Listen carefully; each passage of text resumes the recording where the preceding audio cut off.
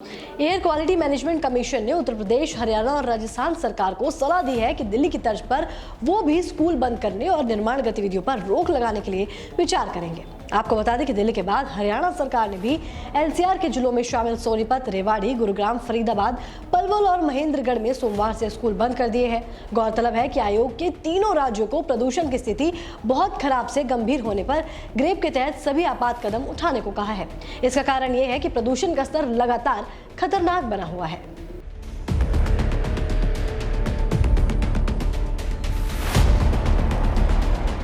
बढ़ते वायु प्रदूषण के कारण दिल्ली सरकार के बाद अब हरियाणा सरकार ने भी स्कूलों को बंद करने का फैसला किया है।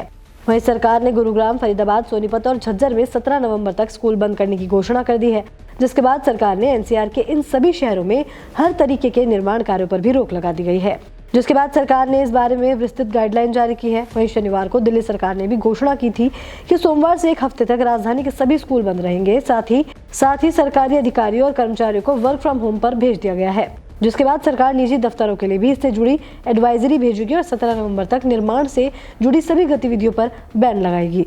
आपको बता दें कि ग्रेडेड रिस्पांस एक्शन प्लान यानी ग्रैप के तहत आपातकालीन हालत के उत्पन्न होने पर वाहनों के लिए ऑड इवन लागू करना पड़ता है, ट्रकों के आवाजाही को बंद करना पड़ता है और निर्माण कार्य पर पूर्ण रूप से रोक लगानी पड़ती है। वहीं आयोग ने कहा है कि थार रेगिस्तान से धूल भरी आंधी भी दक्षिण पश्चिम दिशा से बहने वाली हवा के साथ दिल्ली एनसीआर तक पहुंच रही है, जो प्रदूषण स्तर को सीधे से प्रभावित कर रही है। आयोग ने कहा कि पराली जलाने, निर्माण गतिविधि बंद करने, सड़कों की धूल, वाहनों का प्रदूषण और औद्योगिक प्रदूषण पर लगातार नजर रखनी होगी, तभी वायु प्रदूषण में कमी संभव हो पाएगी।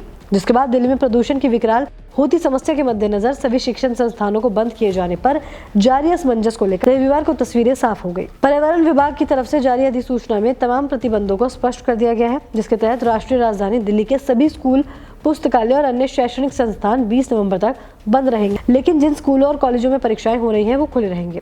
वहीं पर्यावरण मंत्री गोपाल राय ने रविवार को अपने आवास पर आयोजित पत्रकार वार्ता में बताया कि प्रदूषण से निपटने के लिए मुख्यमंत्री अरविंद केजरीवाल की तरफ से शनिवार को घोषित आपातकालीन उपायों के प्रभावी क्रियान्वयन के लिए अधिसूचना जारी कर दी गई है। वहीं आपातकालीन सेवाओं में शामिल लोगों को छोड़कर सभी विभागों के सरकारी कर्मचारी घर से काम करेंगे।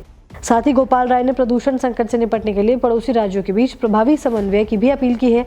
उन्होंने कहा है कि वायु प्रदूषण केवल दिल्ली की समस्या नहीं है, इसलिए इस समस्या को प्रभावी ढंग से हल करने के लिए इस तरह के आपातकालीन उपायों को एनसीआर के शहरों में भी लागू किया जाना चाहिए।